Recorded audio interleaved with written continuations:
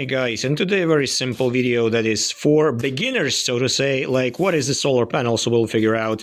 Here is the monofacial, mono-sided, one-sided, single-sided solar panel, and behind that, behind these five, there are other panels that are bifacial, so to say. So whoever is not knowledgeable enough about panels can stay here on this video and see what's going on, and we will compare, we will see what's the passport, what's the panel passport, and everything. And who knows about panels, everything, you are already you don't need to watch this video, so just hit the like button and you can leave.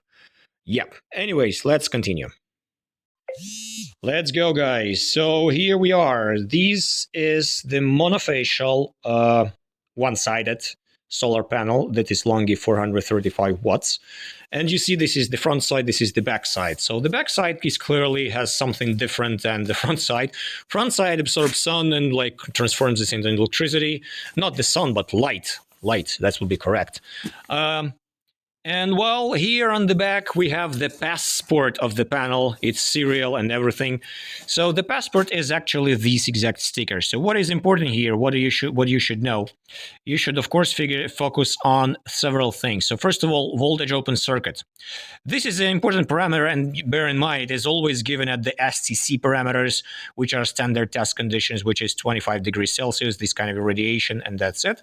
And to ensure that your capacitors won't blow off on the inverter in the winter, like when, for example, you have minus 20, minus 30 degrees Celsius, right? So you have to ensure that the temperature coefficient rises the open circuit voltage when you go 1 degree down from the standard test condition. So roughly, I haven't calculated it for a while, but roughly, if you will take this same panel, but in minus 25 degrees Celsius, the VOC parameter will roughly be about 45 volts.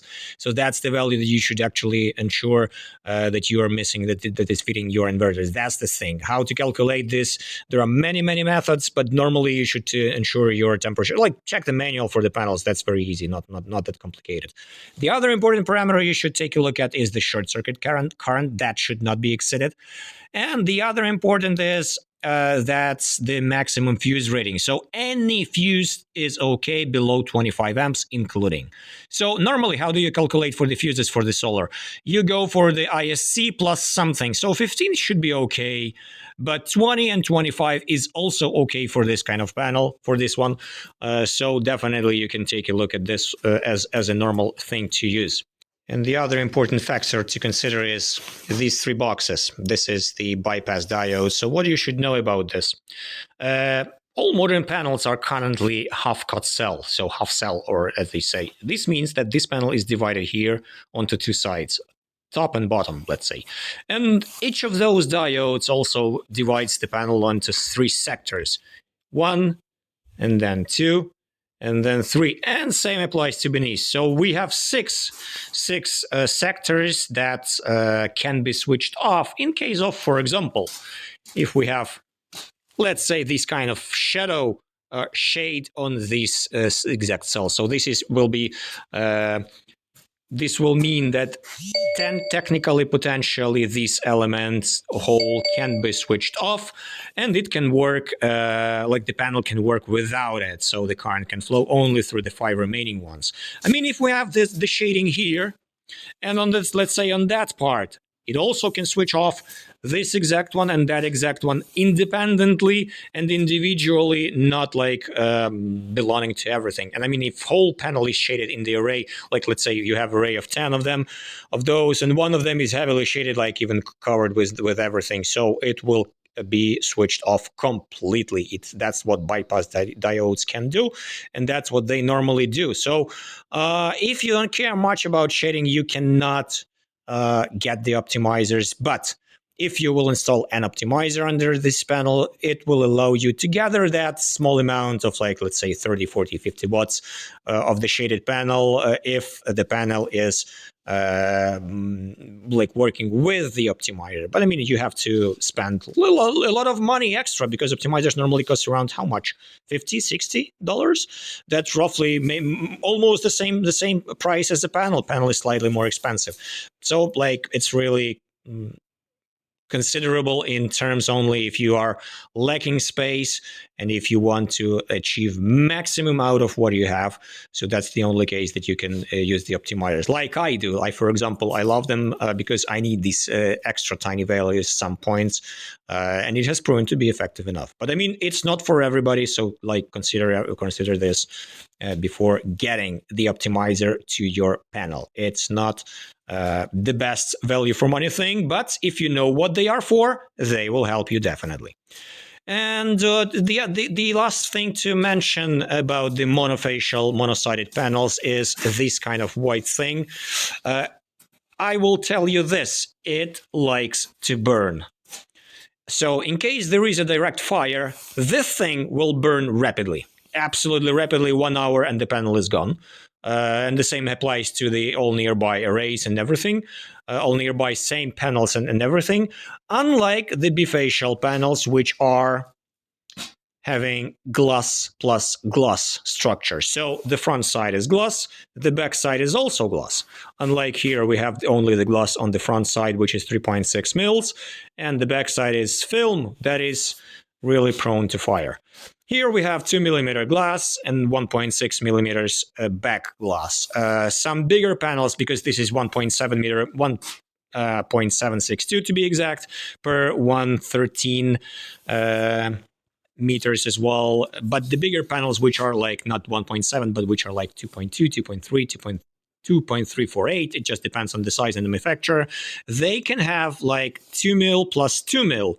It just depends also. So check the data sheets. That's important to know. I like those bigger panels to be thicker because they are more sturdy then. That's the thing that you have to consider. But overall structure of the panel is same. So still same, divided onto 6 sectors. Same thing applies to the bypass diodes, but as you may clearly see, the main benefit is the backside, which is non-flammable. And well, the sticker here now looks like this. It's kind of small, just like to ensure that the backside of a panel is as much uncovered with everything as possible. And well, to be sure why this panel is better, the backside is catching light as well. So if you have snow and if you have the panels lying on some kind of ground mounted array, not on the rooftop, this will definitely boost your production, and these panels will clean out themselves from the snow so much better. And the most important factor, you can put them vertically and they will produce you from both sides all year round. Really, really nice amount of power. Which is really a thing to consider these days when you are really keen to figure out how to ensure your winter production, how to make it maximized. And you can do it with solar right now once we have bifacial panels. And that's true. That's already been proven by many others. And I also have seen in my case that the vertical panels are like effective like hell in the winter time specifically. So yes, definitely that is a thing to consider to work on.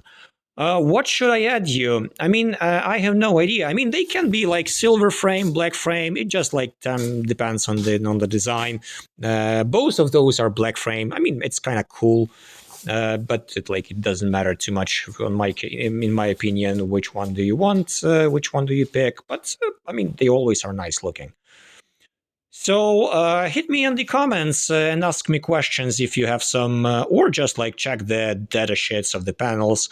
I like those. I like those a lot because they allow you to build your electrical security and electrical independence, so you can do everything else and not depend on somebody supplying you power. Like we have right now, power outages crazily in Ukraine. And well, I mean, I don't care because I'm always powered on. I always have the lights on. Regardless, because I have a lot of those panels and I will be mounting a little bit more very, very, very soon. So anyways, thanks for watching. And well, what should I let you know more? Yeah, consider checking always the parameters, the data sheets of the panels, because temperature coefficients are very, very different. And here on the sticker, they don't say those. This is important to know. And of course, as well, you should also think that sometimes these panels have very different structures. So for example, this exact one has got, let's count, 1, 2, 3, 4, 5, 6, 7, 8. And that one has 1, 2, 3, 4, 5, 6, 7, 8, 9. 9 elements. So this is a 54 cell panel, and that one is 48 cell panel, but the cell size is so much different. So that's a difference, and that's what makes difference in size. That's what makes difference in the voltage and power parameters. That's a thing to consider, and that's why you cannot normally connect in series these panels and these panels. That's why you should always have to really carefully look at these once you are like extending your arrays. Yeah, let me know if you have any questions, and see you guys later.